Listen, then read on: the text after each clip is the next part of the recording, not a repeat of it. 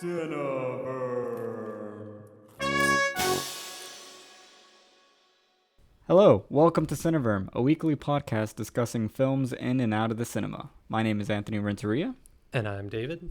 and this week on episode 28, we're discussing Old by M. Night Shyamalan. And here is a quick synopsis. A family on a tropical holiday discover that the secluded beach where they are staying is somehow causing them to age rapidly, reducing their entire lives into a single day. Alright, so... Wow, where do we start? Yeah, I mean, yeah, I don't even know where to start. Yeah, I mean, I guess let's just talk about like our general M. Night Shyamalan thought, just our bias, Yeah. I guess. Yeah, I guess I feel very dumbfounded because Okay. I am much more of a M. Night apologist than I think most people are. Like, I really like Split. I enjoyed Glass. I enjoyed Unbreakable, Sixth Sense, Signs. The Visit was okay.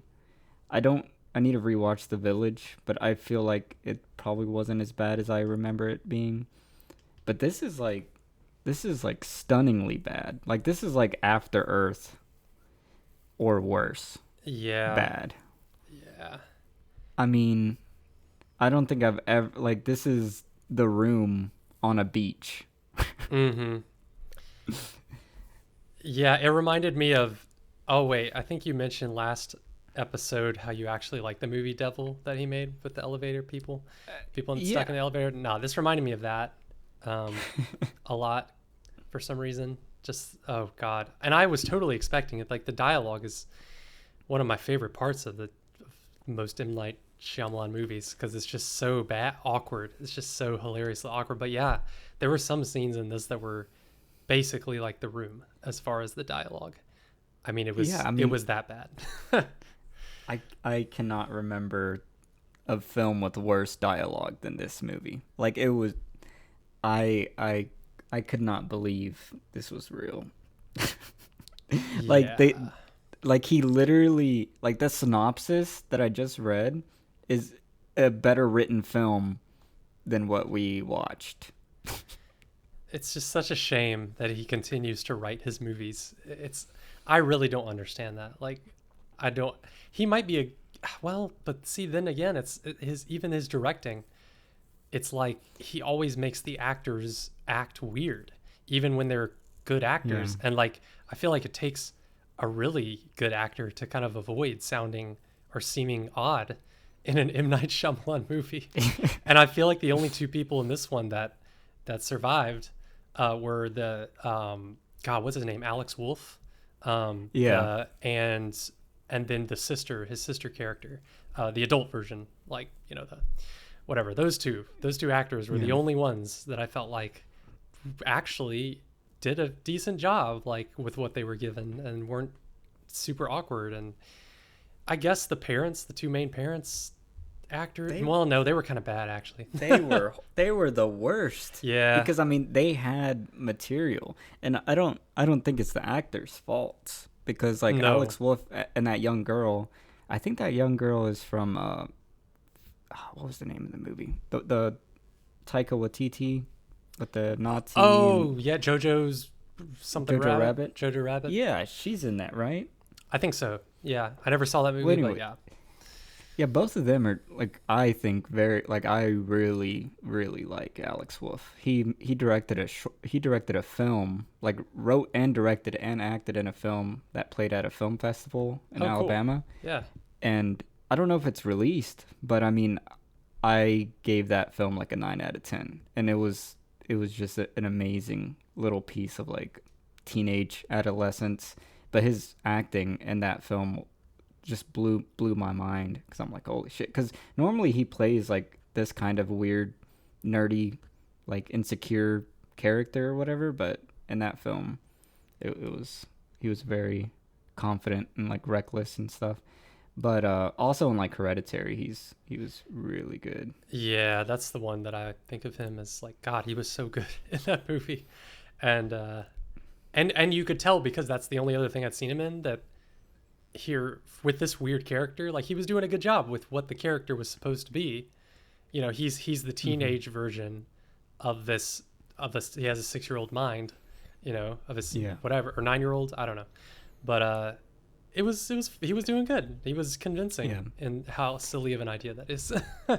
yeah, yeah. He felt like the only believable character in this film, to be honest. But oh man. Well, so we both agree the writing is like atrocious. It's Yep. and Uh, is so. I mean, because some of the like Split and Glass are and The Visit, I feel like they had some visual, uh, like they had some interesting visual elements. Did you feel like there was anything worth seeing cinematography wise, or? yeah, I mean, I was gonna say that was honestly, I wasn't as negative about that aspect of it. It like I there were some I did notice some interesting shots, and Yeah, I was like, all right. I don't know if you probably did notice this, but it was actually filmed in film, 35 millimeter. So and really? yeah, and this and there was one other movie that I read that he had done that in. Oh man, I'm forgetting it now, but he's only done that with 2 movies. Um, Are you but serious? Why? yeah, but I don't know. I thought it looked good. At least it looked good. And there, I don't know if it was the film or certain shots. Mhm. For some reason, the cinematography gave me like it gave me like a nostalgic kind of comfortable feel. Like it was like from a 90s movie or something. I don't know how to describe it, Mm, but it was very dynamic and like trying to be interesting. It was like trying to be interesting with this. Some of the shots were very like it was constantly like panning, you know, from left to right or right to left. There was like a plan, you know, it was a long shot, you know, so you could tell they yeah. put and the cinematographer, um, oh god, I'm gonna shred his name, but Mike Gilakis, maybe. Hmm. He did It Follows and Us and Under the Whoa. Silver Lake, and also the cinematography for Glass. And so I was like, you know what? He did his job on this one because I thought that cinematography did kind of stand out as not bad to me. Like it tried to make it interesting. So that was Yeah. probably my most positive. That and just the setting. I mean, the beach, the setting was really nice. I mean, really nice to look at, and I mean, for just being a movie in one setting, it was a good choice because it was I don't know, it was nice. So those are my most positive things about this movie was the setting and the cinematography, but everything else is just oh, and the acting from those 2 actors, but everything else is just so far below all of Yeah. that. Yeah. The now that you bring up the visuals, like that there were some positive shots, it does remind me that there was like a few shots that I enjoyed. But for the most part, I actually really found it very boring. I Yeah. don't know, like the set itself, like I feel like it was very uh I don't know, I feel like it was because like in Devil, what I really liked was how claustrophobic it felt. Uh huh. And I don't know, on this beach it just felt like it didn't feel like a special beach. It didn't feel like a. Oh man, well, it well, was a for like it was a cool beach. You don't see the like a beach. I don't. Was that even real? Like, is that a real beach? I didn't even look that up that anywhere. that's the other thing I was gonna bring up was like it seemed like there was some scenes with like CGI. Mm-hmm. Probably the Yeah. cliffs. Probably the cliffs were CGI some of the time or most of the time. I don't know.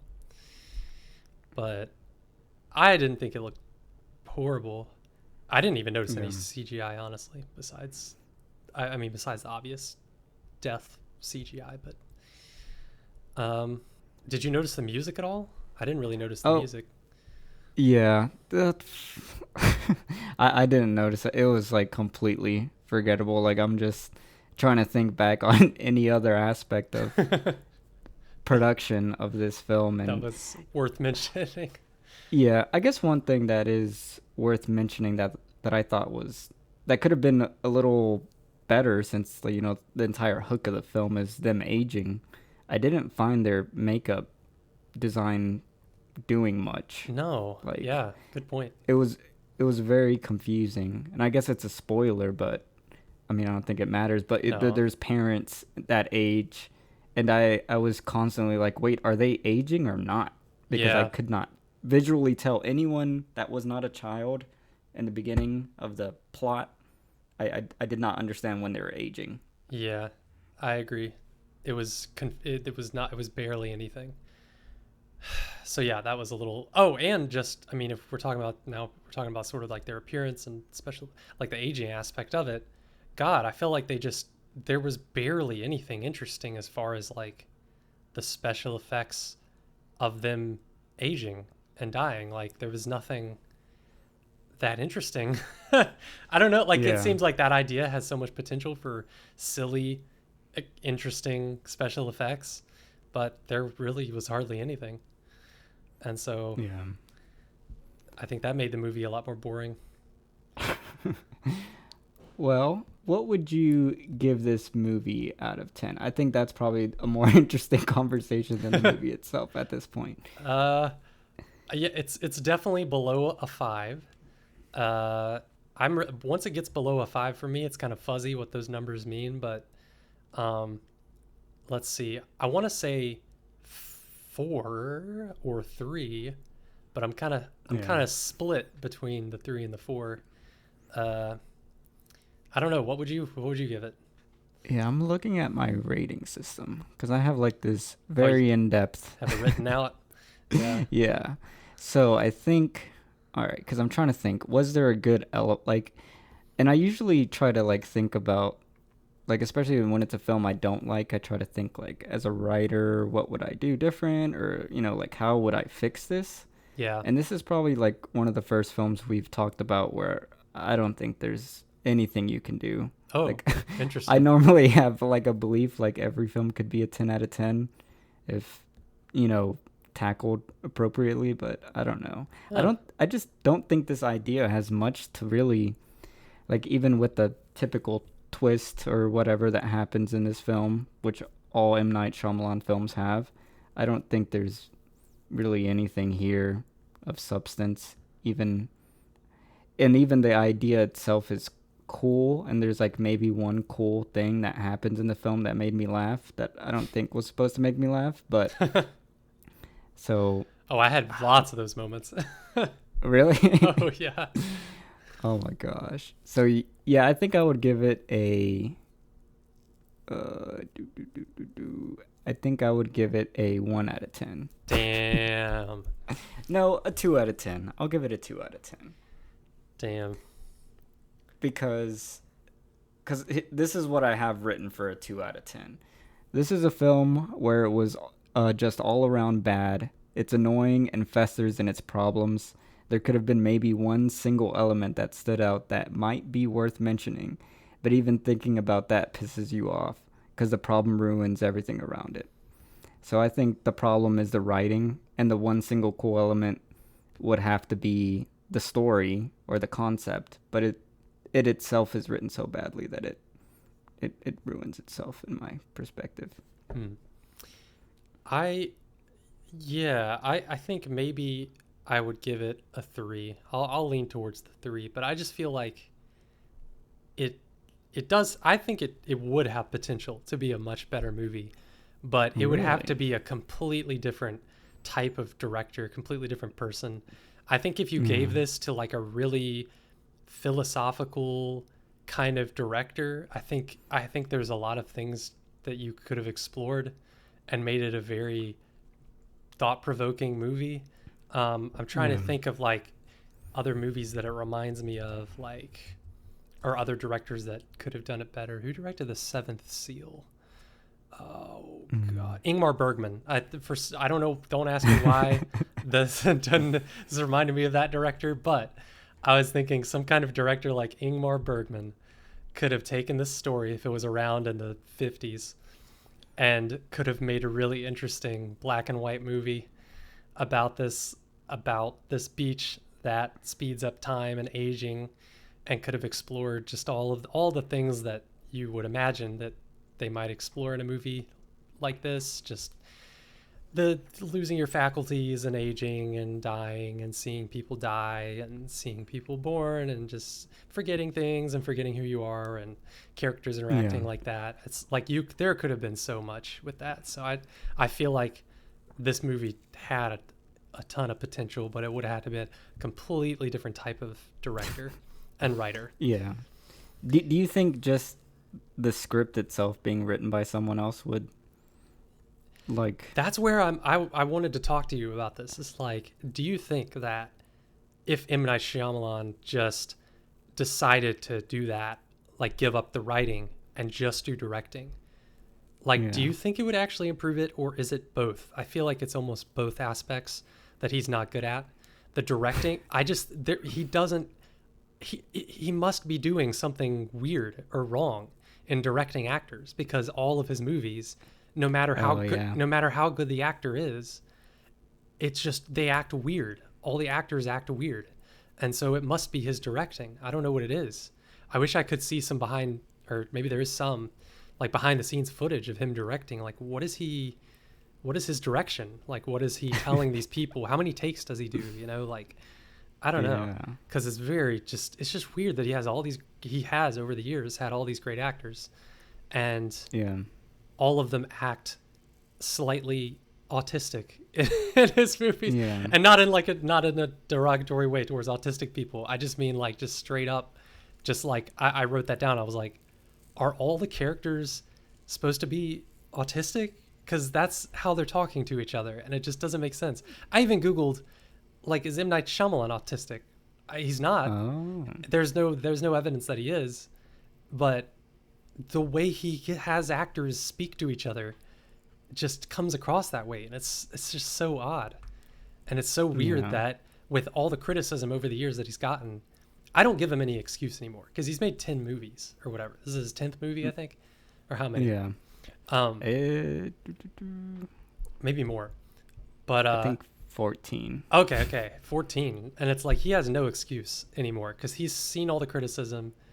Like, I commend, I'm like you, I'm a big fan of his, or like I'm rooting for him.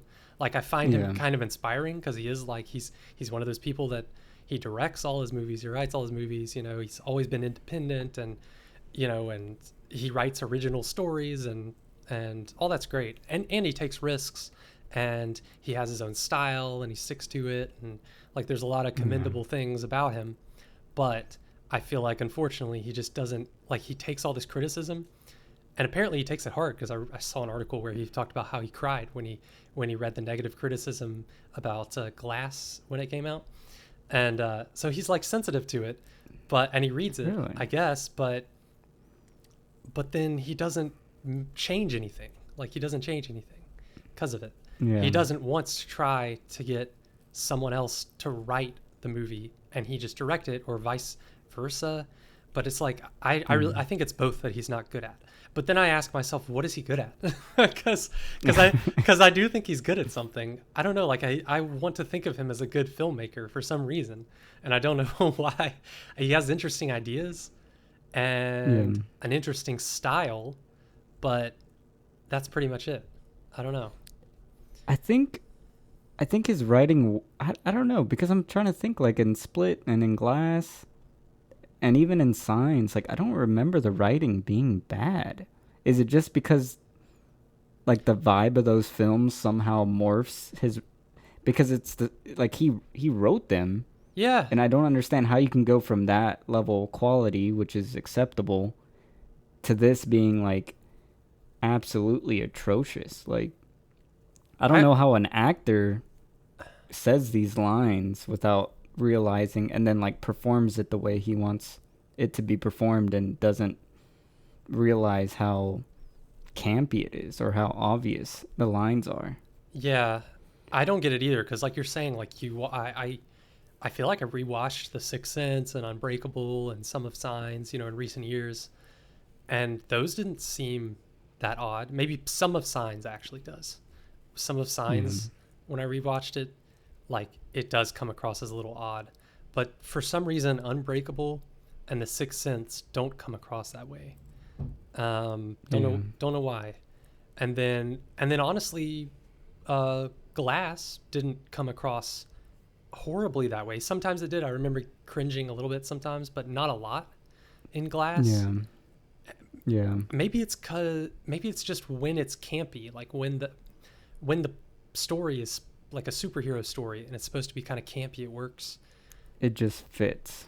But if it's trying to be realistic characters, Yeah. it just doesn't work. And it's not, you're not thinking like, oh, this is a comic book.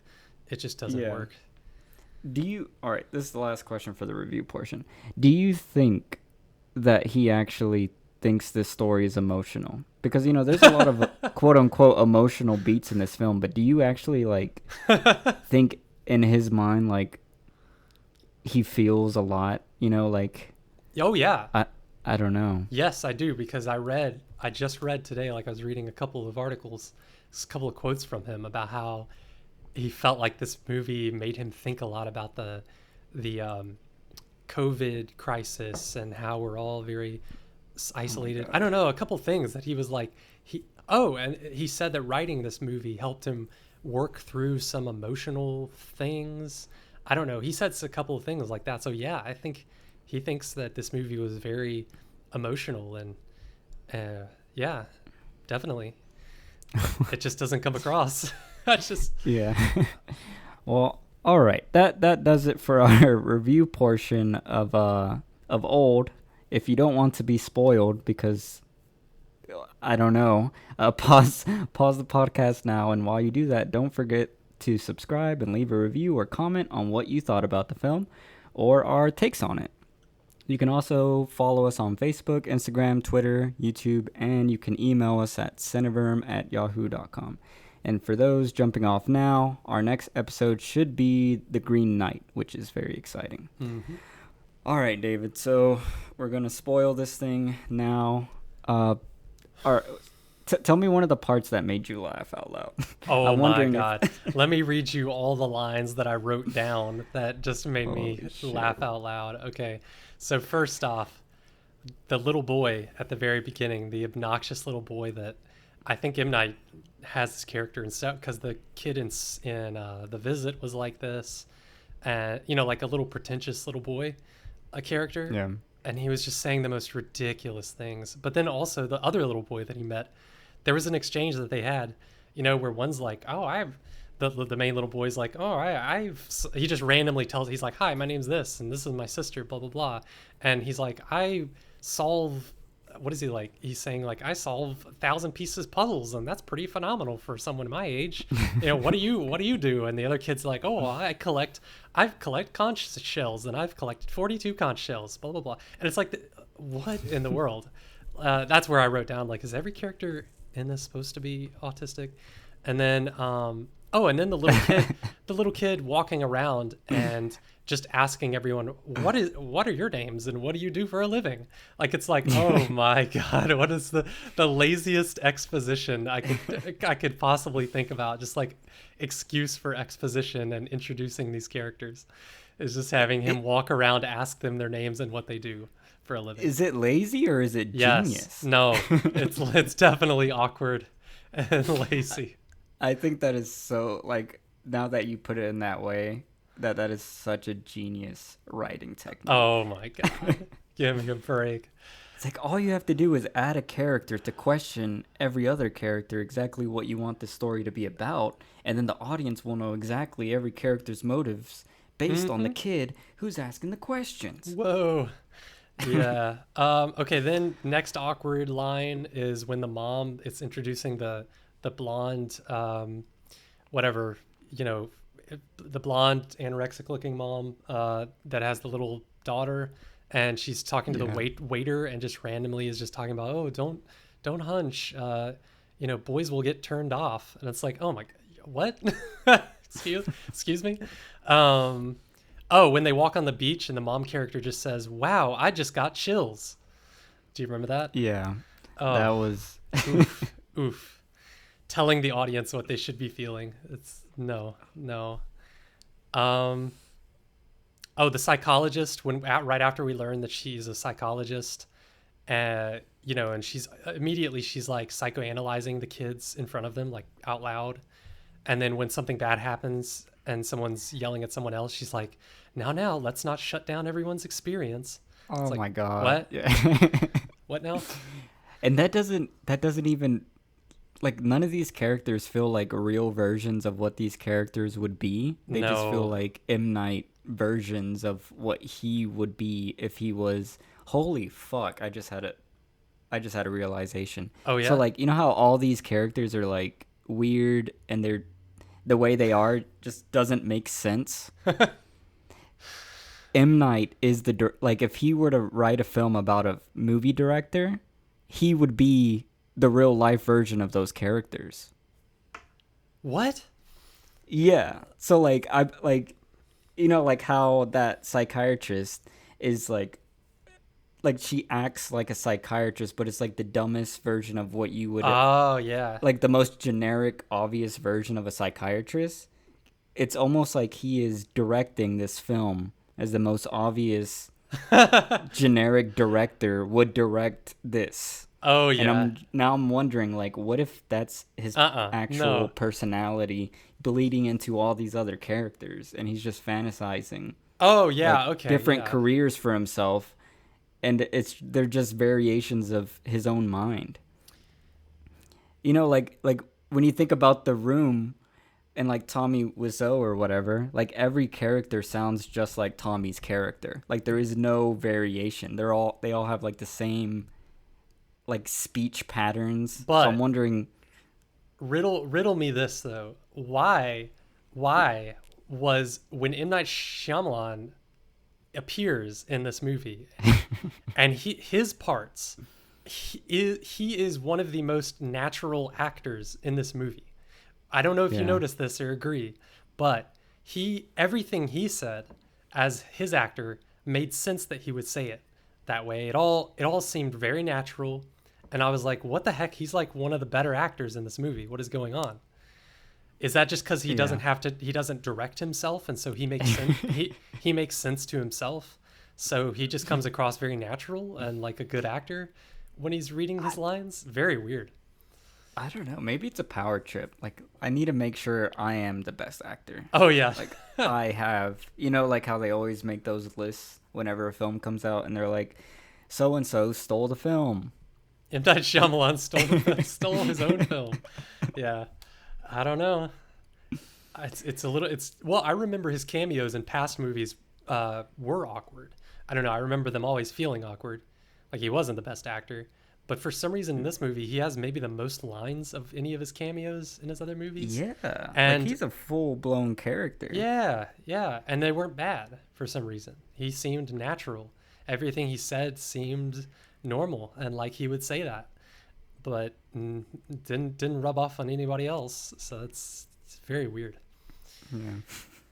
Um, oh, did you like when the husband was talking about, oh, the wife was sending text to some other guy, and he was like, but he's so fake. He's a pretend person. I thought that was really funny. He's a pretend. He's- Like that. he's a Like pre- that's a typo. Like He's a pretend person. God, my I think those are all the ones that I wrote down. like I was confused if maybe that character was like foreign or something. I didn't. But- I did. First of all, didn't understand that family because the dad character is he a Mexican actor or what? I don't know. Like, what is his nationality, or what is that accent? That's what I'm trying to figure out. Yeah, I'm gonna look it up real quick. Gael Garcia Bernal. I think he is. Oh wow, he was in. Oh, he was in some amazing movies. Wow. So so he has a certain accent, and then the mom. Yeah, he is the mom. he is a Mexican actor. Like, Okay, like yeah. he acts in a lot of Mexican films. that I'm Right. looking at here. So he has a certain accent, and then the mom character has a totally different accent because that actress, what is her nationality? She's Luxembourgian. Oh, how interesting. Vicky Krieps. Krebs. Yeah. I don't know. But so she has a totally different accent, and then the kids just have generic American accents. So I was like, what is this family? Like, where are they from? What is their Yeah. deal? Where are they from? How are they a family? I don't know. They were all, I don't even know. I don't understand why we spent like 20 minutes of the beginning of the film trying to get close to them and then for all of it to be so awful. Yeah, not much character development or anything besides the obvious that the parents just start liking each other a little bit more near the end of the movie, and that's it. But Oh my god, I just so on Letterbox here's a review from a user named Lucy. This felt like when you take an edible and it hits wrong. oh, yeah, Like yeah, nothing fucking makes sense and it's not cool. that's it. That's it. Yeah. Oh my gosh. Yeah, that's so weird to have foreign actors and then But for no reason, really. yeah, and then Uh, like never acknowledge it, but then their keep their dialogue so inaccurate to how an English person would speak. Even a non-native American speaker, I don't think they would say he's a pretend person. no, no. Yeah, just certain things. Just oh man. While we're on like characters and names and accents and stuff, how'd you like mid-sized sedan? Oh my god. uh, was just what who like that's supposed how to be funny, right? That's supposed to be how old funny is that he's the called guy? mid-sized sedan, but that doesn't at all resemble any rapper name ever. Yeah. So M Night was born in 1970. So I okay. don't know, maybe in the mid 80s to early 90s maybe there was a car trend among rappers, You but I know, that kind of you know, I could buy that actually. I'll give him that one because there would be songs like called like "More Dough for the Cookin'," like supposedly mid-sized sedan's hit single was that the girl knew off the top of her head. oh my gosh, yeah. Yeah, but he needs you know, he has a thing well this actually no, this doesn't make sense because in like Split uh one of the little Split personalities is like a rapper and his favorite rapper is Kanye West. So he must be aware of like what modern rappers are called. Right. And this is I mean, I assume it's a contemporary film. So, yeah, that didn't make any sense. Especially when like the obvious thing is like Lil whatever Uh-huh. or you know, like some weird sound like all you have to do is go on SoundCloud Yeah, but and no, then come mid-sized sedan. yeah, that made no sense. There is something about him and M. Night Shyamalan and rap because also in The Visit, you know, you have the little the kid, the boy Yeah, character spitting rhymes, and yeah, dude. it was bad. I Oh don't my know. gosh. Does I want to see now? I want to see M. Night Shyamalan make like a biopic about some rapper, just like it Yeah. could be made up, just totally made up, and that would be wonderful. I would love that. If he could write and direct Kanye West's biopic, Oh my god, that we might might actually have the make greatest piece yeah. of art of all time. And then like midway through production, Kanye West like walks out and he like wants the director credit. I don't know that'd be and then there'd be a documentary that'd be even more interesting than the film itself. Yeah, I don't even know. Oh man, I don't know how you get so like I don't know how you go from Glass to this. Like it just makes no logical sense. Like he must have written this before Glass or something. Like this must have been like some old script, pun not intended. I don't know. Like, I just think there's something about the characters in Glass that it just makes sense. It just isn't quite as awkward for some reason. Yeah. But yeah, so yeah. I mean, most of the little boy character was annoying. Most Oh, of what oh the only part that made me laugh out loud yeah was so the two kids who are now like teenage adolescents or whatever, they're like hanging out in the tent and they obviously have sex Uh-huh. and then they just walk out, and she's just like full blown pregnant. God. That was the stupidest thing I've ever seen in my entire cinematic life. Yeah, that we definitely laughed out loud watching that part, Oh and my it's just god. so weird, just And so strange. what's so funny is I know for a fact he was like, "This is so fucking genius. Like people are gonna be in shock." Yeah, And I don't know. I don't even want to do the math to like see if this his time span shit adds up because it would be a waste of time. But probably I don't doesn't. know. It didn't make sense while watching it. Like while watching it, I was very confused. It didn't really feel like time was passing. I felt That like he should yeah, have, and that's where I think the makeup department. Well, it's not their fault, but like it wasn't visualized properly. And I don't know if that was like a budget constraint or like I don't know why that like that should have been the biggest visual thing in this film. Just like how like Split does really well with like visualizing when he snaps in and out of characters or whatever. mm-hmm, And the same thing with like I think Signs is a beautiful looking film. Like when it goes into the horror parts with the aliens, it looks gorgeous. mm-hmm. And like I don't know why you wouldn't use this visual metaphor of aging and actually do it properly. Like I don't know. Like it just it'd be like if watching Benjamin Button and then not really understanding when he's de-aging, you know? Like Yeah, that kind of ruins the whole film. yeah. It was not consistent. Like it didn't feel consistent at all, and it was very confusing. I mean, and that's the main like mechanic of the movie is just okay. Hmm. What is this what is this the powers of this beach? Like, there's no consistency. Like, yeah, Yeah. that the timing doesn't make sense, and so it's like less scary to me because you don't really know. It's just random, like what's going on and how someone is aging or how fast time is passing.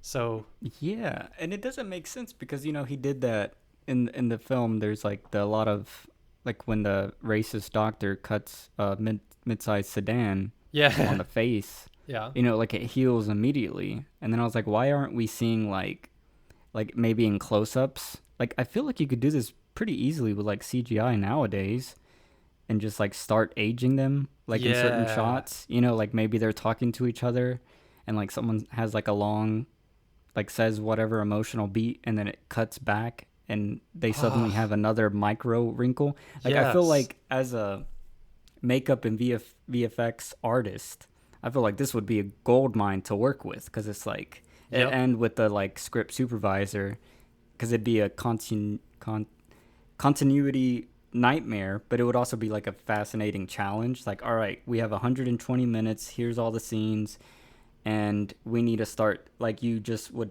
time out like you would have a timeline of how each character is aging and then as a makeup artist you would be like all right, here's the final face for them or their final body or their shape, and then you would be like kind of like all right, at this scene he's now in his 40s, he's like 45, he's 50, he's 60, 65.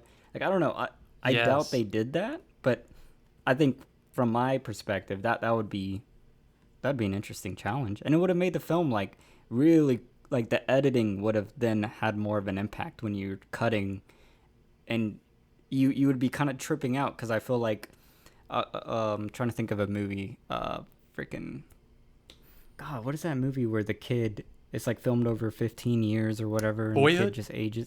Yeah, yeah, like Boyhood, right? Boyhood, yeah, Boyhood.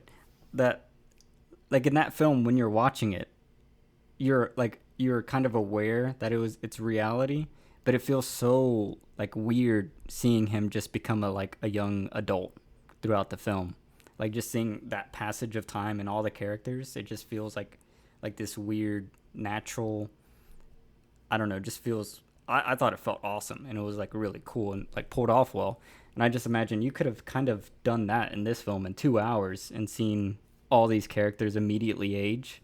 Yeah, I agree. That would have been really neat and probably would have been doable. Like you said, if they planned it ahead of time, and they could have done a lot of it just at the end, in post production, just doing some visual effects and adding, like you Yeah. said, you're right. There's so much potential for making this, and that would have made the movie way more engaging, because you would have been, if you noticed it, at the Yeah. beginning, then you would have been looking for it the entire time, and that would have made you way more engaged with the movie, like looking like, oh man, did they age a little bit? Like, yeah, Yeah. gosh, yeah, Oh yeah, that. Oh man, now I'm thinking about, yeah, like Benjamin Button. Like I remember the first time I watched that movie, it was just so cool seeing Brad Pitt in like these different forms, and he's a phenomenal actor, and David Fincher a phenomenal director. So it was even more interesting seeing their performance or his performance evolve.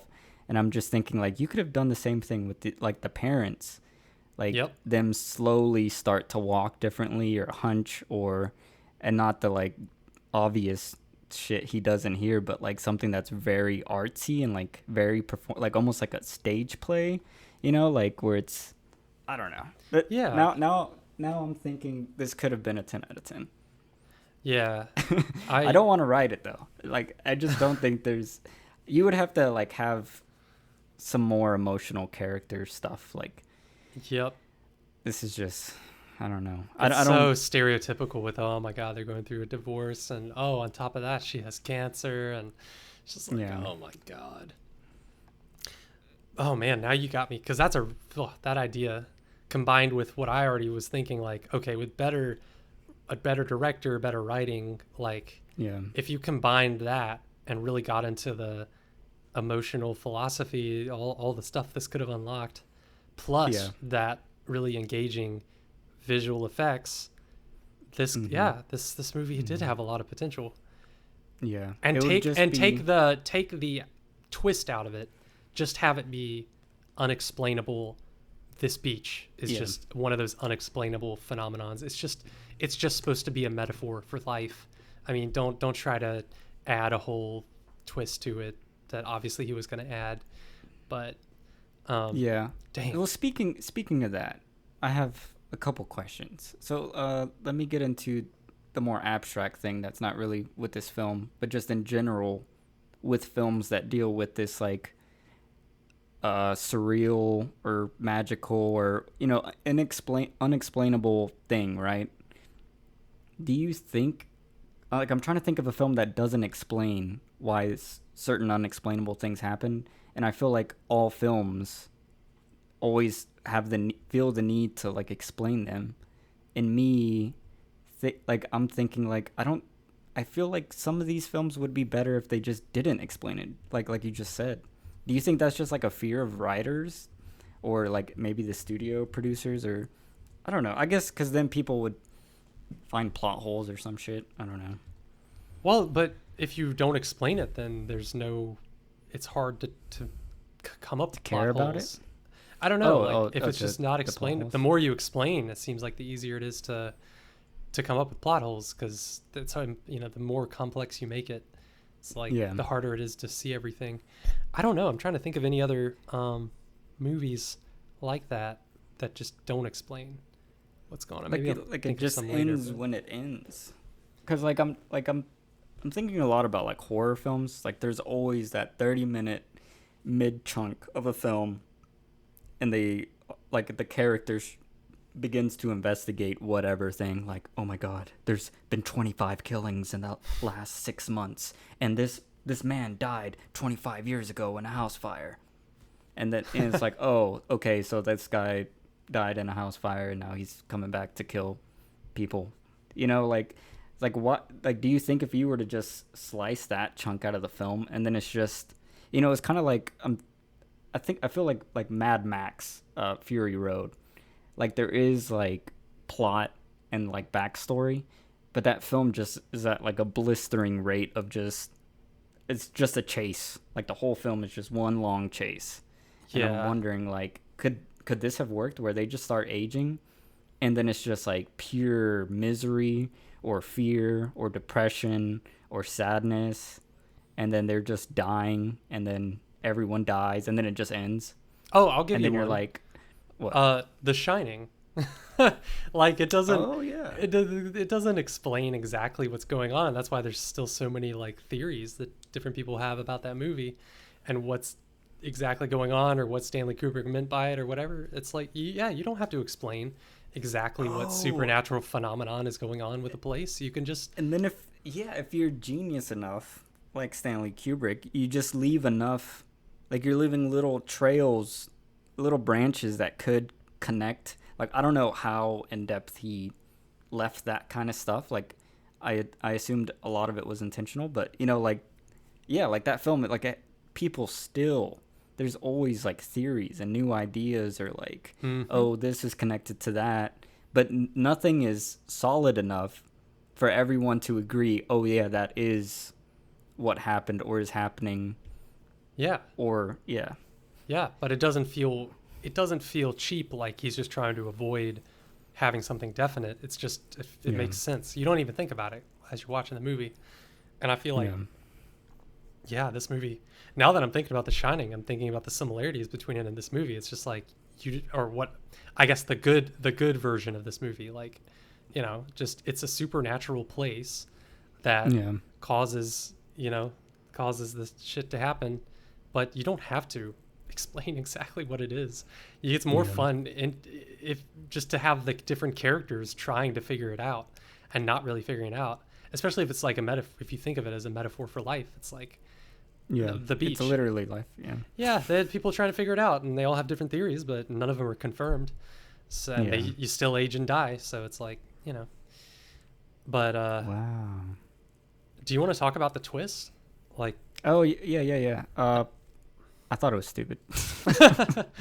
uh, yeah, I didn't hate Like it it's as much as some M. Night Shyamalan twist, but it was still kind of like, okay, wait a sec.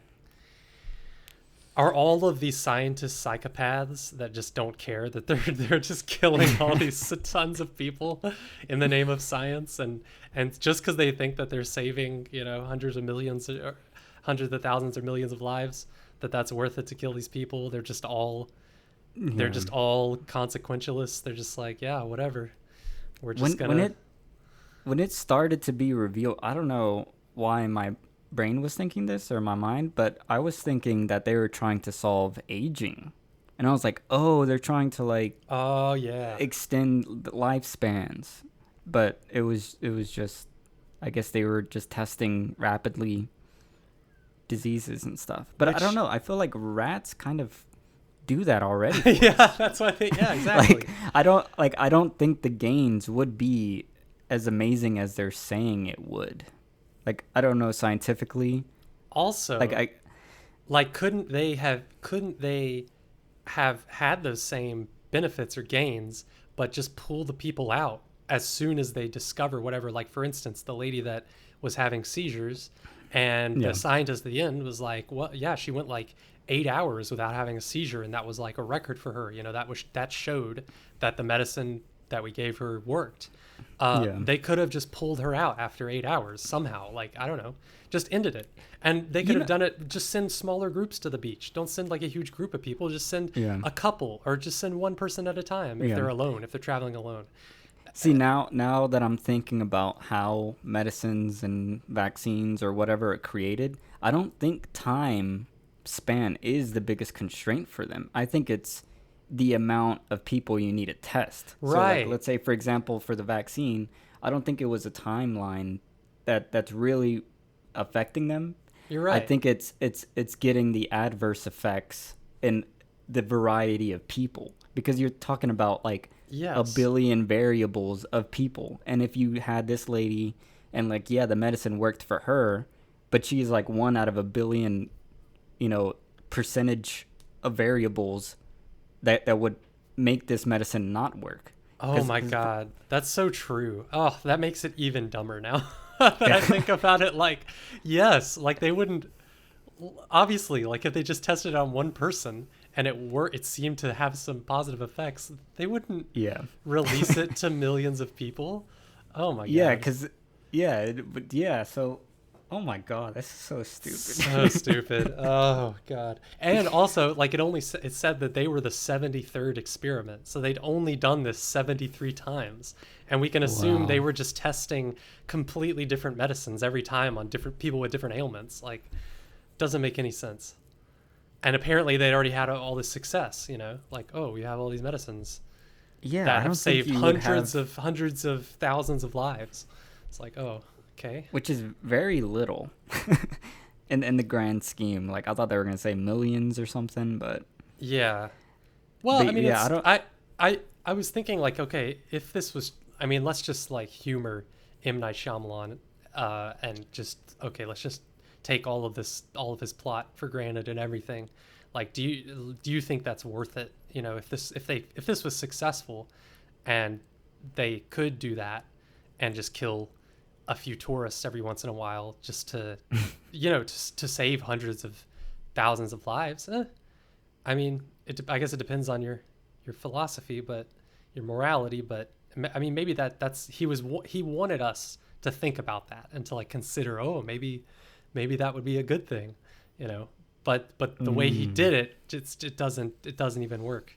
So So, so you're thinking the question here is one life worth 1,000? oh Kind of yeah, that's what thing, he was. right? Obviously, he was just doing the classic, Yeah. guy on the freaking railroad track, thing where it's like, oh, if you could switch the track and kill one person and save five people, would you kill the one person to save the five people?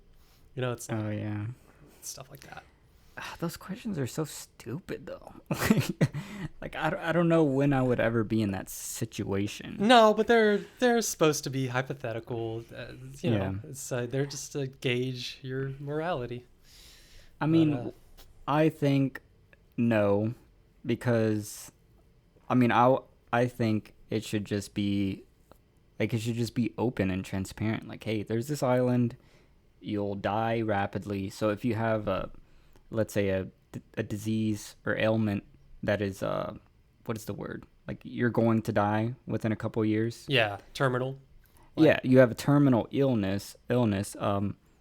Then it's just out there because I know there is a lot of like I know there's things where it's like kind of like not necessarily suicide, but you take like a pill or something and then yeah, like it for like a like terminal cancer patients or whatever. So like if you could go to this place and have like a great vacation for a week and then the last day you go to this little beach side and then you just take a nap and they give you whatever medication because they're testing and then that's it.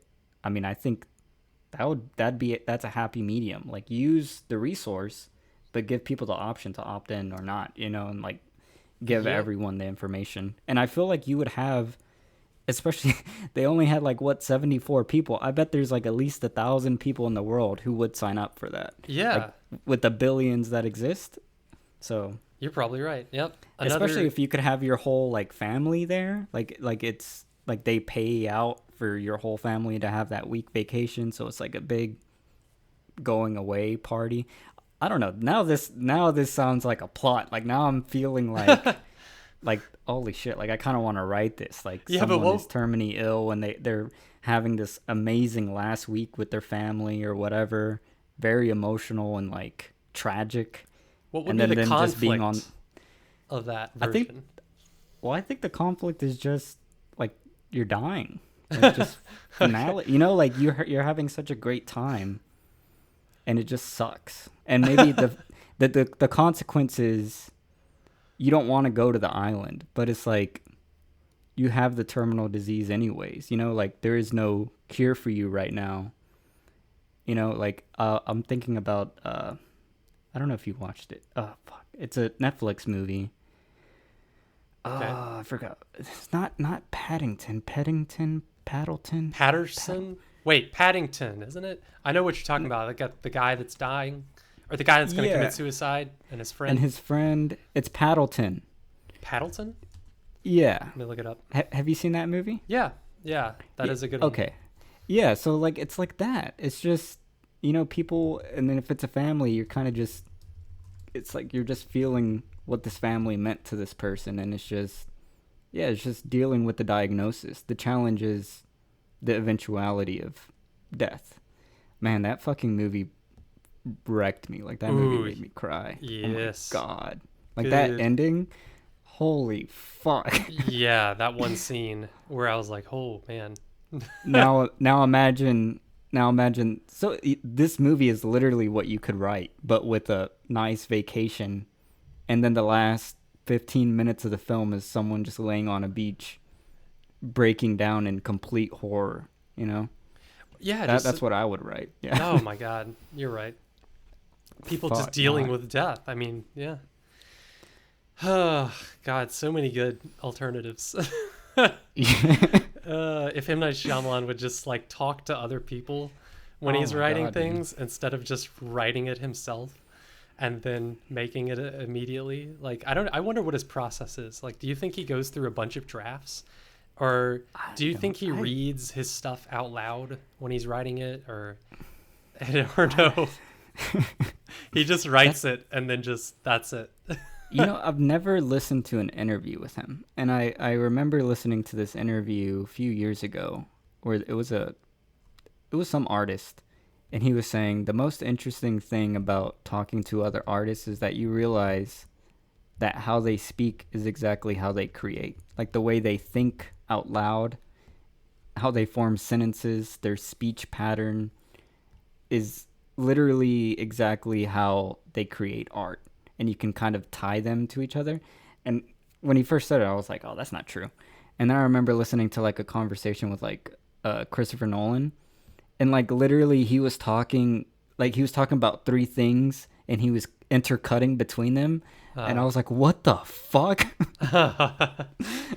And then like I watched like about like David Fincher, and he talks so like coldly and almost like unemotional, and he's always like kind of saying jokes that are like kind of morbid or like I don't know. And now every time I listen to a new creator talk, I'm like, holy fuck, this is so it's scary how accurate it is. Like one of the last ones was like the Safdie brothers. And just listening to them talk, it just feels like a panic attack. Like they have so much fucking energy.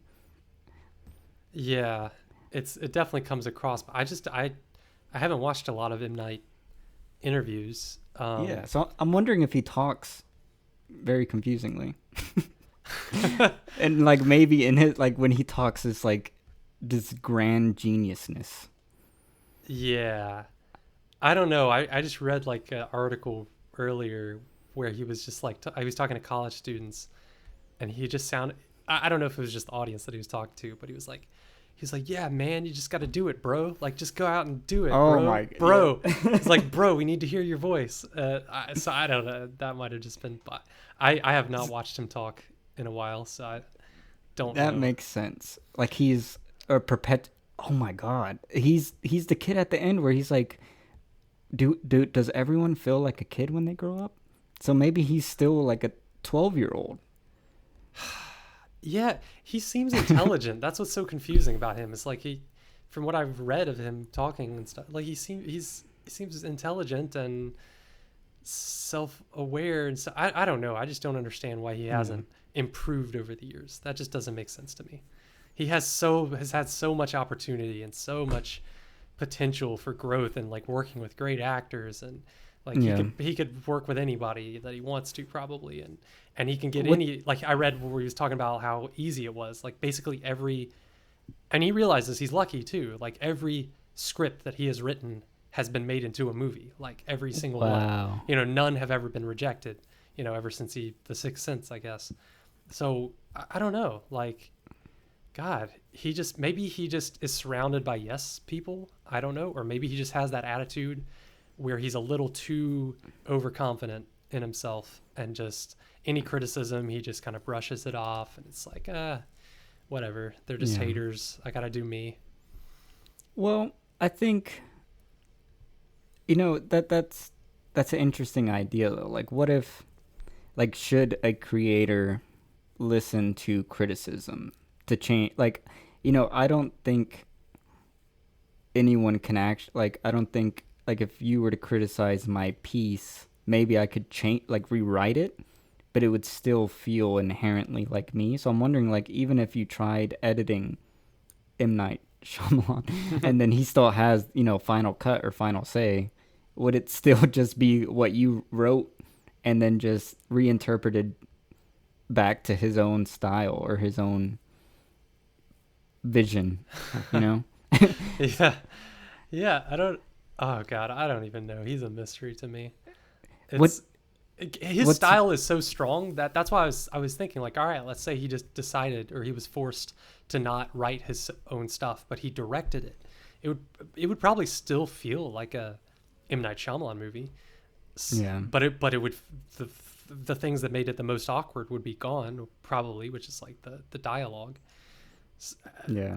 and the weird twists, the stupid twists and whatever. But it's like I don't know. I don't know Do if you you can. Mm. do you think he forces twist, or do you think Oh, I don't like know.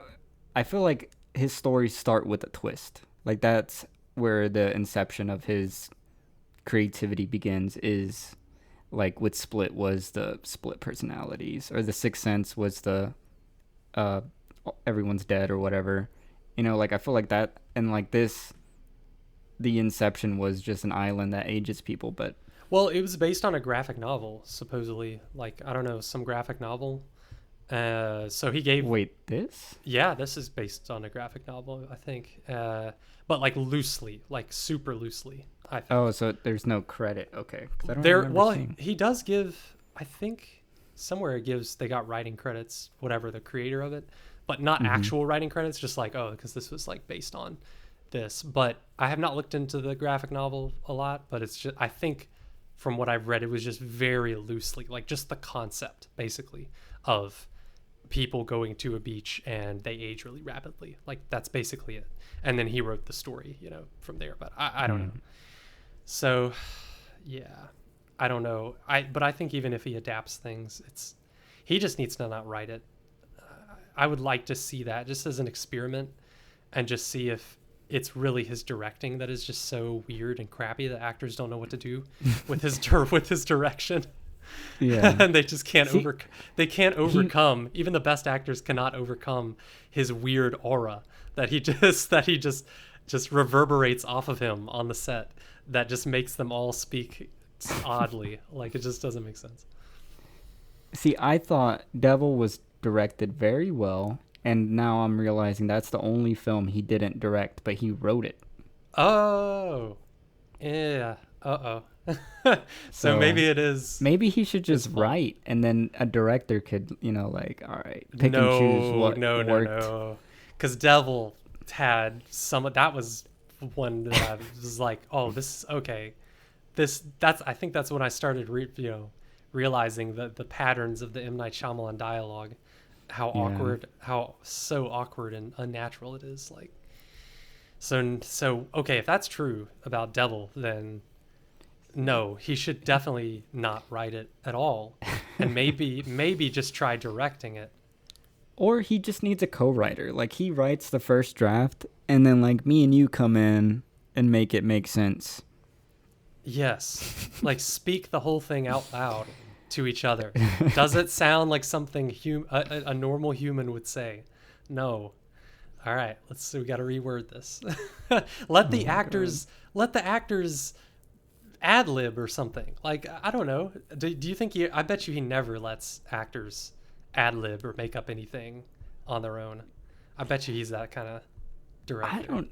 I think I remember for Split, he talked about a lot of his performances being like improv when he would Okay. snap in and out. Yeah, that's true. Like, I remember specifically when he was like playing the rapper character, it was a lot of like, and rightfully so. I feel like in that kind of character, you have to kind of just go with the flow of energy. But Yeah. I don't know if he does that for other films. I can't imagine he did it for Old. I mean, to shoot on film and to like let that No. camera roll, you're talking about $200, $300 a minute or more. Dang. So Yeah.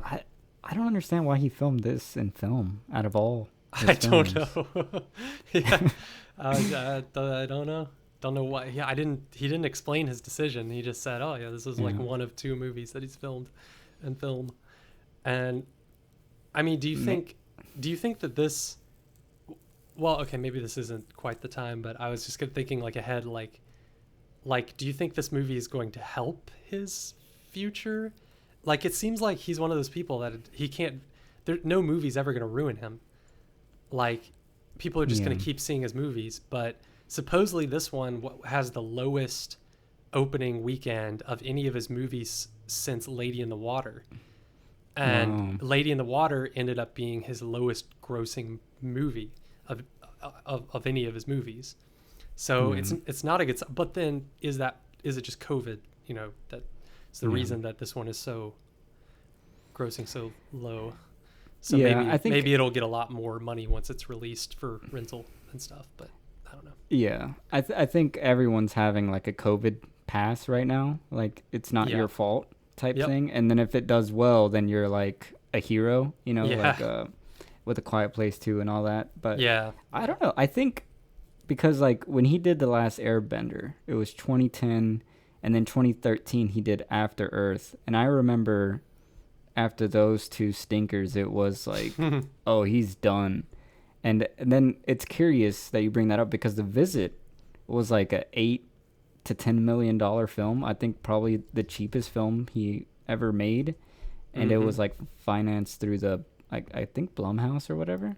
So I'm wondering if, and that was like a very bare script. Like that felt like something like someone would write when they can't get a budget. So I'm wondering if those two did have an impact to the point where he's like, all right, I need to do a small horror that I can Well, get someone to finance to kind of bounce back. And then, you know, he did Split and Glass, which were much bigger productions I mean, that I did did decently. I did read that he said he definitely regretted doing The Last Airbender and After Earth. Like he did Yeah. those two because he felt pressured into doing some big blockbusters, you know, special effects movies. But like in hindsight, he wished he hadn't done that and just stuck with his own stories. And uh, yeah, and now I don't know. I read somewhere that all his movies now are like self funded. So Oh. I don't know. Maybe, I mean, that's admirable, but I don't know if it makes his movies any better. Yeah. Well, So- maybe that's why maybe that's why there's such variation since he is Mhm. there is literally no one looking over this besides himself. Yeah, Yeah. that's true. Good and a bad thing. Yeah. Yeah. It's good if you're like David Lynch, but it's bad if you're like, yeah, M. Night Shyamalan. Yeah. Because I felt something similar. The director of Nightcrawler, his next film, let Hmm. me look this up to make sure, was a Netflix film about Yeah. like art or whatever.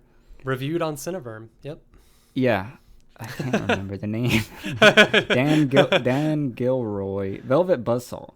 Yes. That yes. was absolutely like horrible. Yep. And like this is the only comparison I have from like you go from like literally a film that I might rate a 10 out of 10 to like Yeah. a 1 out of 10, and it just makes no sense how that came from the same person with like a lot of the same actors.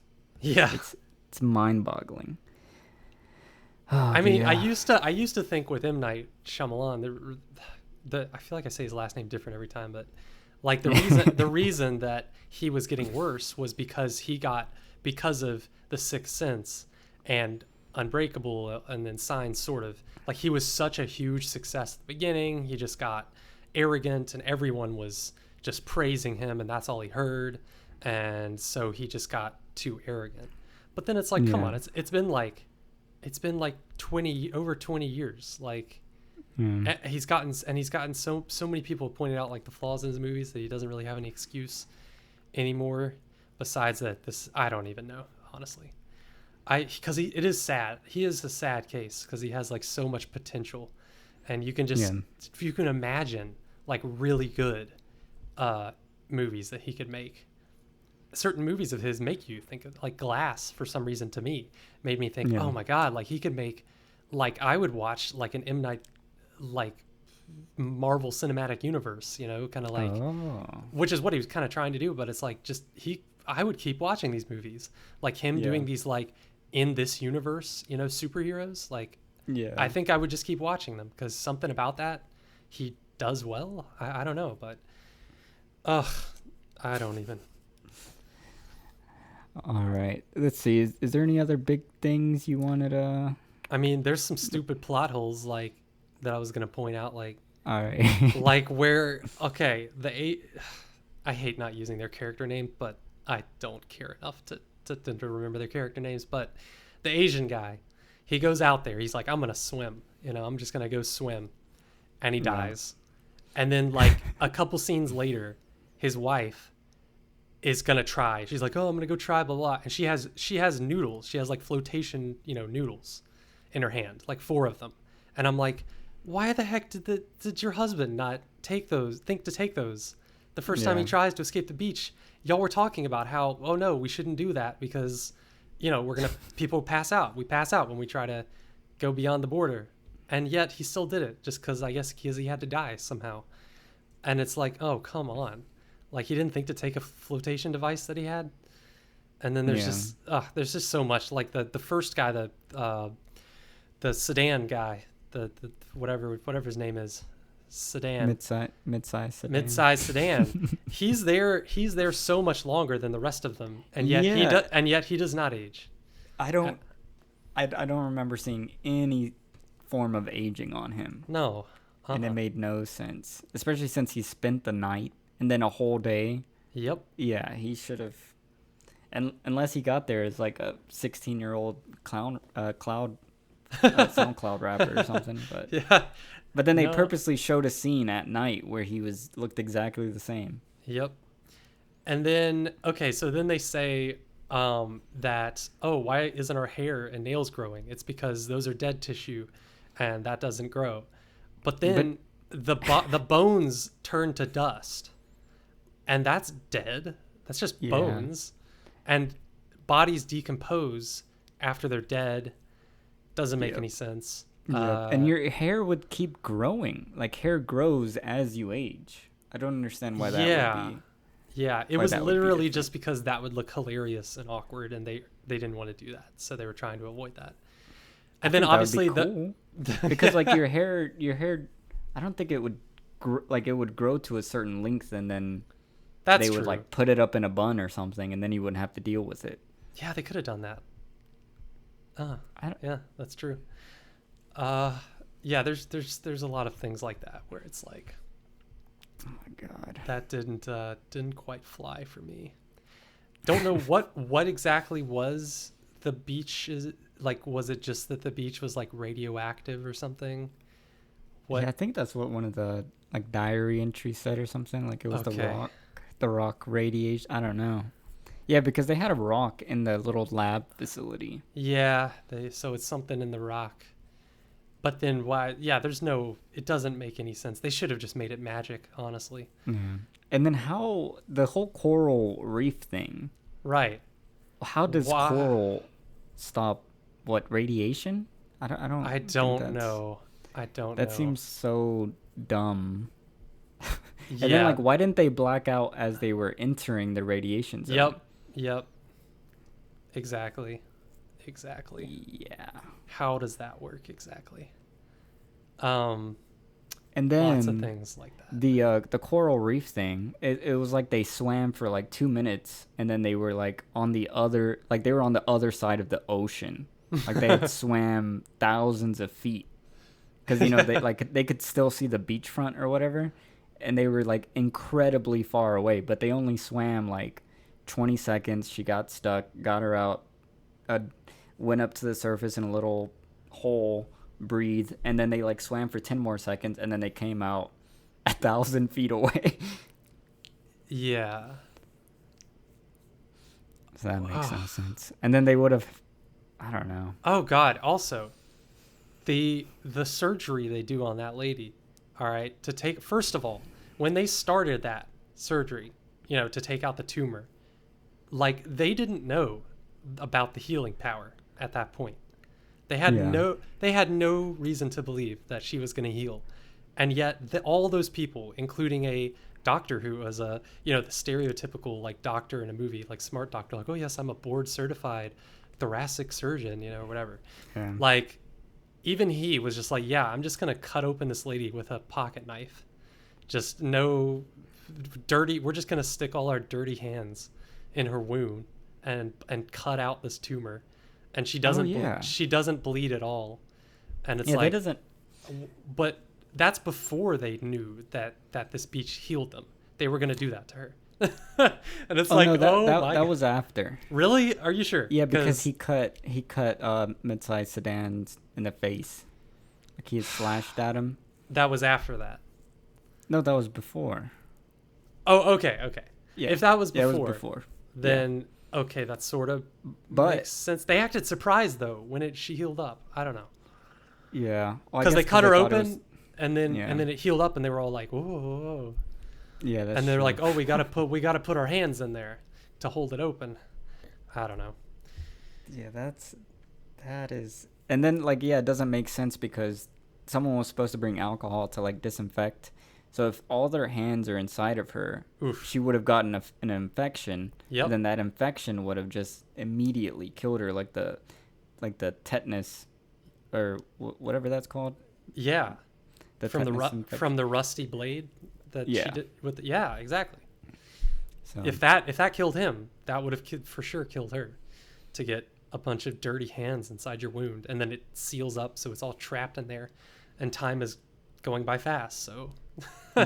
Ugh. I wish we could have saw that. Like that would have been so cool to see skin like healing and stuff. Like I don't know. More of that? Yeah, I guess that was like a budget constraint that Oh. he had to face the camera towards them instead of down or intercutting between the two. yeah. And then, what the heck happened to the hunchback lady in the cave?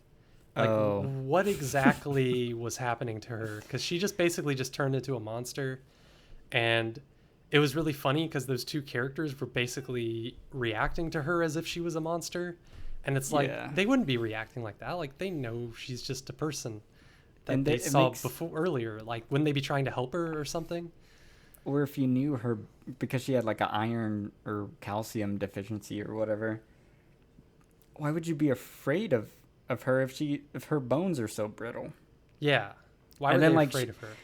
It didn't make sense why she would like fall to the ground and then purposely break her bones twisting left and right. Like that made no sense. Yeah, it was too much. I was like, how is she this disfigured? I don't understand. Ugh. Yeah. And then they just I guess they just pushed her corpse out of the way and like ran out like nothing happened. And then the whole like using the matches to light that was just such a stupid scene. Yeah. Oh, and then that reminds me of some criticism that I read about that someone pointed out that makes sense is like how much these characters don't care about the dead characters. Like they just kind of like as soon as someone dies, they just kind of forget about them. They just it's Yeah. just weird. It's like there's no like mourning. They don't try to really do they ever try to bury anyone or anything? They cover Just the baby. Oh yeah, that's right. They bury the baby, but every other character that dies, they just forget about them and just leave them where they lay. Yeah. And it's like, okay, I feel like humans in this situation would be a little more emotional, but I don't know. Yep. Well, I think they were supposed to be. I just don't think it was written very well. True. Oh my god, man, this is so bad. Like the more I think about it, the worse it becomes. Oh man, I forgot one of the lines that I laughed at was when I think the lady says, "Something is going on with time on this beach." just says that out loud. Like, Oh my okay, God. thank you, thank you. Speaking about the time thing, all right. So when the age snap happens immediately with the two kids, and they're like running to their parents, and the brother and sister have both changed into completely different actors because Yeah. they've aged so much, right? And then they run to the mom or whatever, and then the mom is like shocked. Oh no, they're being asked by the therapist lady, and then the guy who ends up swimming and then drowning or whatever. Uh-huh. They're like asking them their age, and then I'm like, wait, the brother and sister surely would have looked at each other. Oh yeah. Like like you can see Oh. someone in your peripheral vision. God, that's So a good point. Why are they confused at their age Oh when they my were God. literally talking to each it was the brother, Oh. the sister, and then that daughter girl, they were all talking to each other. Yes. Oh, And that then hurts. Yeah, thinking about like that that. makes no They fucking never looked at sense. each other. Yeah. And then Wow. even when they, so even after that, they run to the mom, and then the moms and dad are freaking out. It's like, what? Do we look different? But they never look at each other and acknowledge that they've aged. Yeah. Yeah, that's pretty bad. Yeah. So like you could have had like an awesome, like that shot was cool where he had three characters and like you couldn't see them. I think Yeah. it would have been cool if you could see their skin or something, like their hands, and you can kind of see their hands growing like slowly, or like their Yeah. shoulders, or like you could position them, like you could block them in a certain way to where you would see, like, because like female bodies, they kind of grow in like hips, or like Right. however their figure grows, and then him as the boy, like his shoulders could broaden. Like I Yeah. think, and if you were to use their outlines to kind of show that growth, I feel like that would be extremely affordable. Like you would just have to like add some sort of like thing that blows up or something, but that would have been cool. But Yeah. But I there did was I no. yeah, those shots had potential because it was kind of creepy for some reason that they weren't showing them. And it was Yeah. for a little bit and I was like, okay, this is odd. Obviously they've changed and aged, but like it still feels a little weird. So that was all right. But yeah, so much more Mm. potential. There were so many shots where it was like he was trying to retain a surprise, and it Mhm. wasn't just us, the viewer, but it was like the character themselves.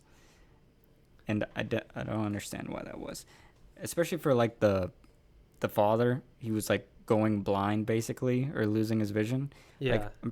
when people who have bad eyesight, they squint. Yeah. Like, so I don't know why he was, as an actor, he looked exactly the same. There was I could not feel an ounce of believability that his character could not see. Like he was just staring normally, and then oh, and that fucking fight scene with the knife, like Oh my god, yes. you being you not seeing that clearly doesn't automatically make you like incapable of moving. Running Period. away. Yes, why the heck was he not running away? I was just like, Or what flail your arms, like what is happening? especially when you heal rapidly. Like you have a couple good shots, and then the knife being so small, like I don't. Yeah. That makes no fucking sense. And then like that whole, like, if you think about the actions that happened in that scene, like the wife just grabbed him and turned her back to the stabbers Oh so she could yeah. shield him. Yes, what was that? And then she's just getting stabbed in the back for a little while. And yeah, Yeah, that and then she decides to run away to save the kids, and then just tells the kids to go hide. But like, where would you hide? They've yeah, acknowledged there's nowhere to go. right. And then she runs back, which takes at least, like, it seemed like at least 2 to 3 minutes. And the father's just still getting stabbed.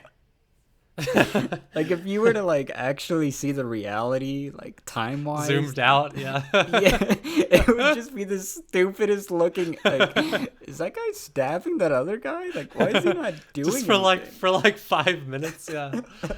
Um yeah. And you just see someone get stabbed in the back, run away, come back. Oh, and he wasn't, and the fact that earlier he was when he killed a mid-sized minivan or whatever, like he just was stabbing him, just like actually stabbing him in the chest.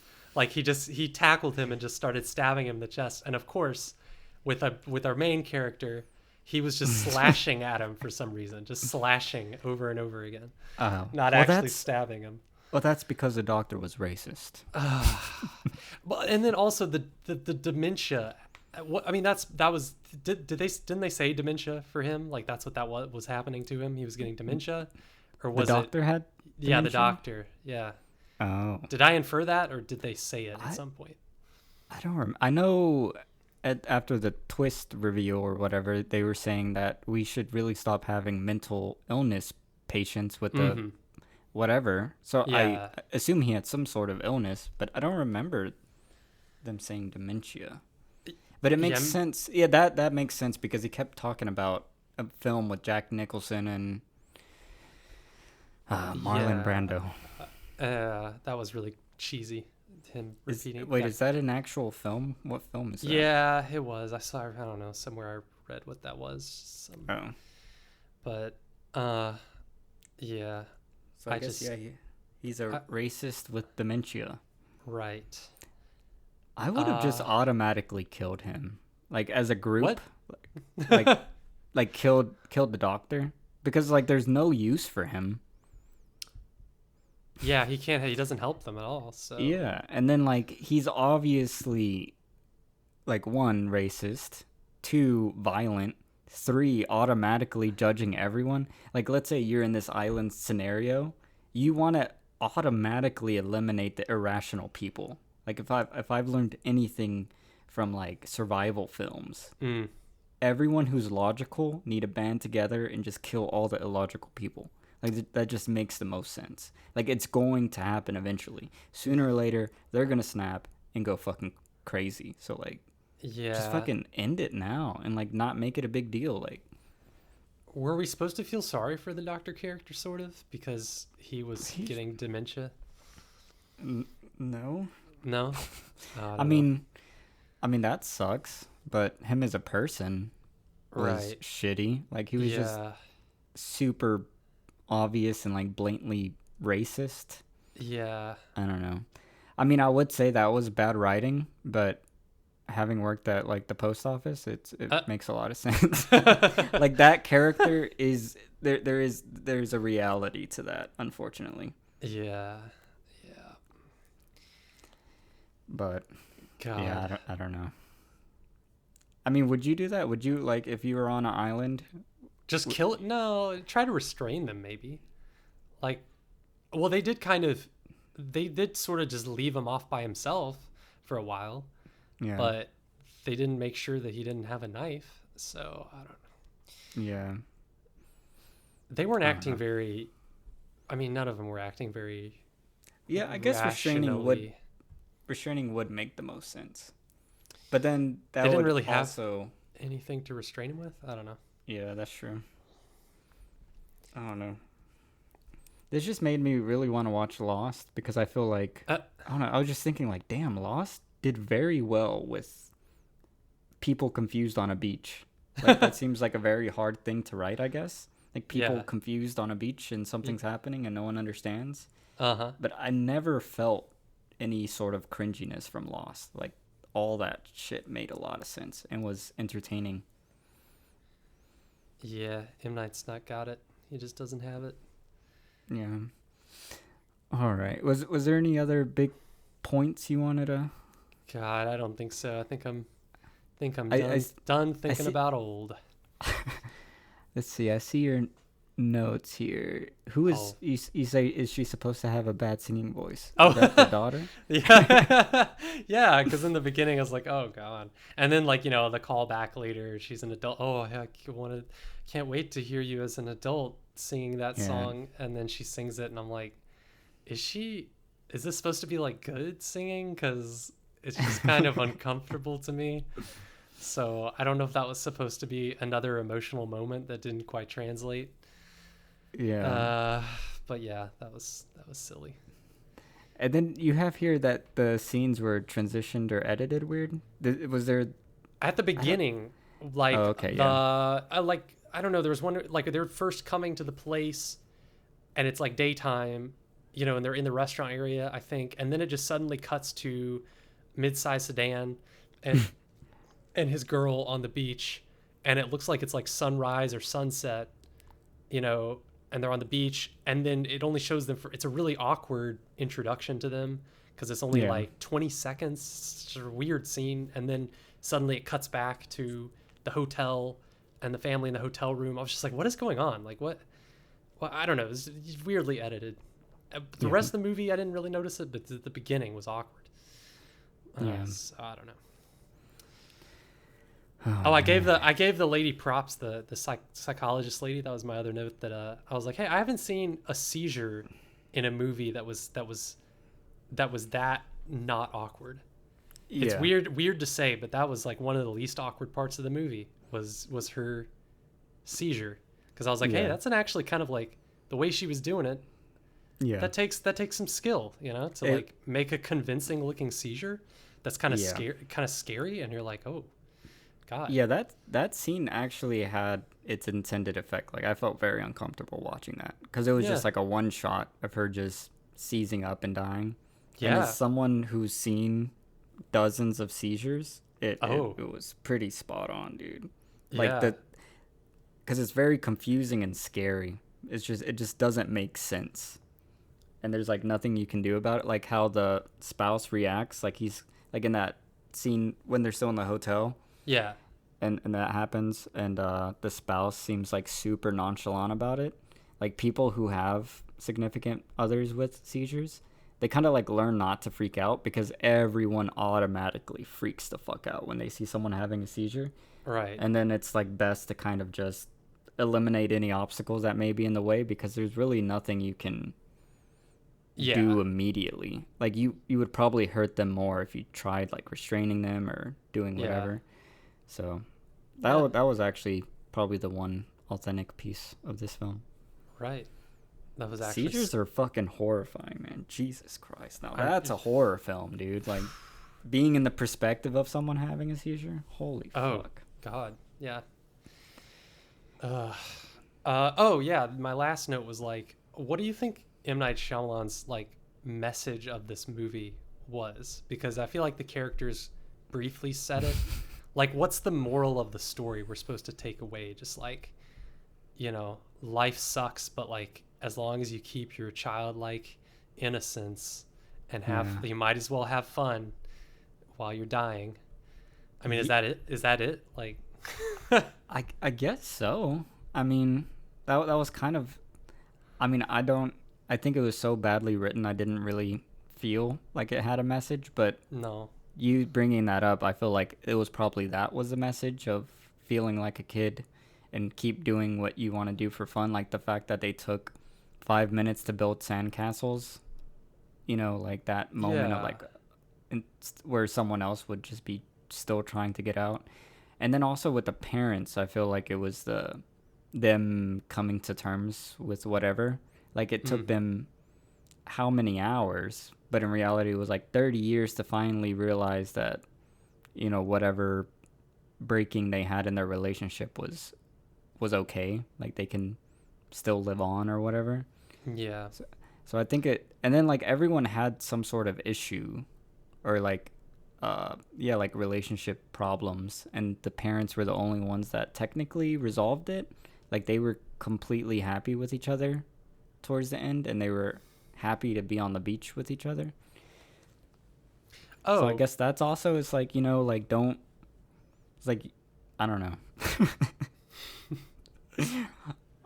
it was pretty surface levels, Yeah, stuff. like But me talking it out is adding more depth than yeah, yeah. Oh, God. Oh, I was gonna ask, like, before you saw the movie, did you have any guesses as to what you thought the twist was going to be? no. Okay. I had no. I mean, I saw the trailer for it, but I wasn't listening to the trailer, so I just saw images, and that's Yeah. all I knew about the film. Okay. And I kind of vaguely inferred that they were going to be aging. Like, I didn't even read the synopsis or anything. Yeah, I was just thinking earlier today, right before I watched the movie, I was like, oh, maybe it's gonna be like a Willy Wonka thing where only the people with the good souls, are gonna be the ones that Oh. survive the beach, and maybe their aging will be reversed in the end or something. It's basically just like a test of will, of like, ooh, who the good people are and who the bad people, because it's like some of the characters were so obviously like, oh, they're bad in this way and they're bad in this way, and I was like, oh, maybe Yeah. it's just showing like, okay, they're dying because of who they are, and whoever survives at the end will be the good ones. But no, Yeah. it didn't do that. That makes sense. Him having written like Devil, I feel like Devil covers that, where like Oh, you're everyone right. who dies is like a sinner, and then the guy who was like Yeah. the biggest sinner apologizes and gets to live on Yeah. because he apologizes. I guess he's already done the Willy Wonka plot. Yeah, so he was like, I can't do that again. Now I need to talk about the pharmaceutical industry. I'm taking them down. Oh God.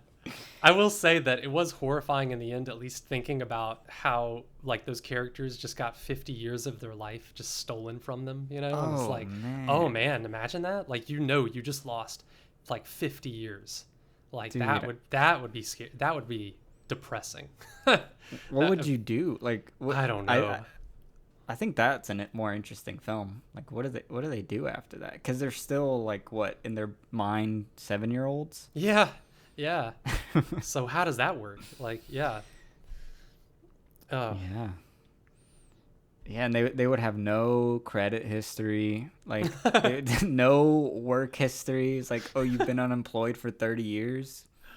Yeah. Good luck trying to get a mortgage. I mean, They're just gonna have to live with their aunt for a while. Like they were gonna go meet their aunt Yeah. at the end, just live with her, and I guess- until they're of age. like, would they be allowed to go to like middle school or high school or college? Like, what is their education plan, or like, what would they do for a career? I don't know. Yeah. Logistically, that seems like a headache. Yep. Probably would be. Probably would be. All right, man. I think we're done talking about old. We've wasted enough of our time. Mm-hmm. Mm-hmm. All Looking right. forward to any future M. Night Shyamalan movies. Yeah, he has another one. It's just untitled right now, coming out Oh. 2023. Wait, Yeah. Labor of Love, I think, is what it's supposed to be called. Really? And yeah, about a widower embarks on a cross-country trip on foot to prove his love for his late wife. Oof, that sounds like that could be that could be either I don't know. It's probably gonna suck, but it doesn't sound like one of those that's gonna have a a supernatural twist element. So maybe Yeah.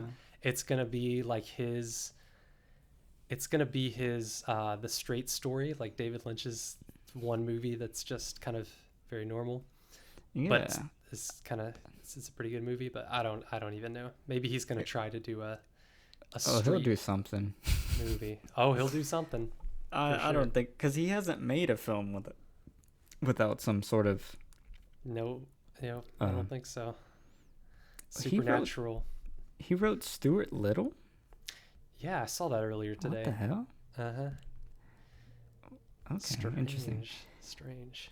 Well, anyways, next week we will be reviewing The Green Knight, which should be exciting. So, thank y'all all for listening to this episode of Cineverm. We'd be grateful and humbled if you could leave us a review with your thoughts on our podcast or on the film, and if you shared us around, as that helps us a lot with our journey to spread the love of cinema. We'll see you next week. See ya.